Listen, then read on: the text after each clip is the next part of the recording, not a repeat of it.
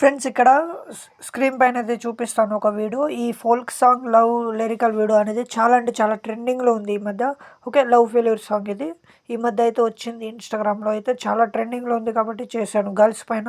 మీరు ఒక బాయ్స్ కూడా సెట్ అవుతుంది ఈ వీడియో.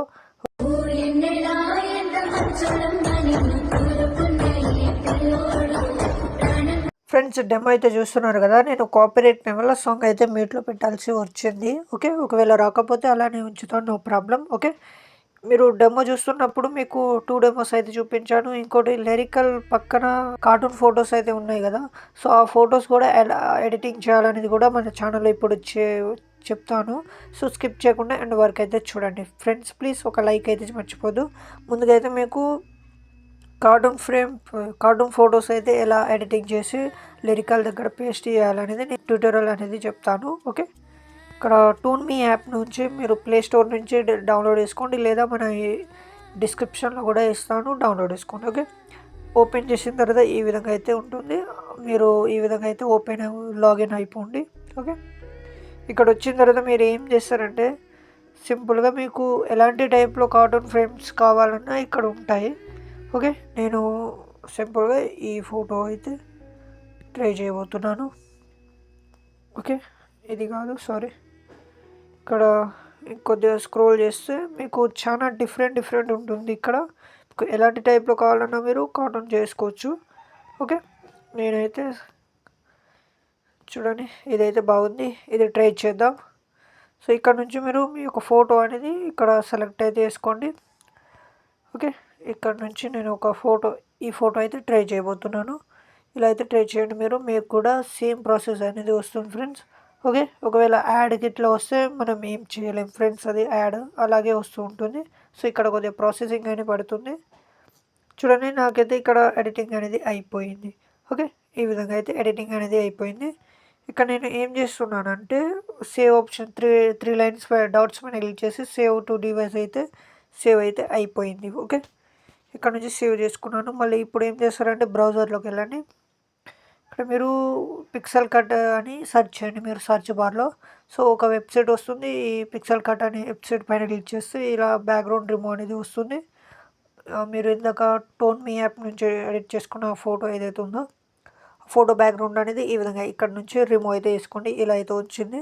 ఓకే, ఇక్కడ నుంచి డౌన్లోడ్ అయితే చేసుకోండి. ఓకే, ఇలా ఇప్పుడు ఏం చేస్తారంటే మీరు ఫుల్ ప్రోడక్ట్ని ఓపెన్ చేయండి. నేను షేక్ ఎఫెక్ట్ లాంటిది అందులోనే ఇచ్చాను, వేరే ప్రజెంట్ అయితే ఇవ్వలేదు. ఒకవేళ మీకు కావాలనుకుంటే కామెంట్ అయితే చేయండి. ఓకే, ఇక్కడ ఫుల్ ప్రోడక్ట్ అనేది ఓపెన్ చేయబోతున్నాను.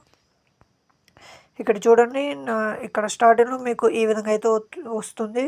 ఒకవేళ మీకు తెలుగు ఫండ్స్ ఉంటుంది, కింద ఇంగ్లీష్ ఉంటుంది. ఒకవేళ మీకు ప్యూర్ ఇంగ్లీష్ కావాలన్నా కూడా టైప్ చేసుకోండి, అది మీ చాయిస్. ఓకే, ఇక్కడ నేను ఏం చెప్తున్నానంటే ఇక్కడ కార్టూన్ ఫోటో ఉంది కదా, ఫోటో పైన క్లిక్ చేసి ఇందాక మీరు బ్యాక్గ్రౌండ్ రిమూవ్ చేసుకున్న ఫోటో ఏదైతే ఉందో ఫోటో అయితే ఇక్కడ సెలెక్ట్ అయితే చేసుకోండి ఫ్రెండ్స్.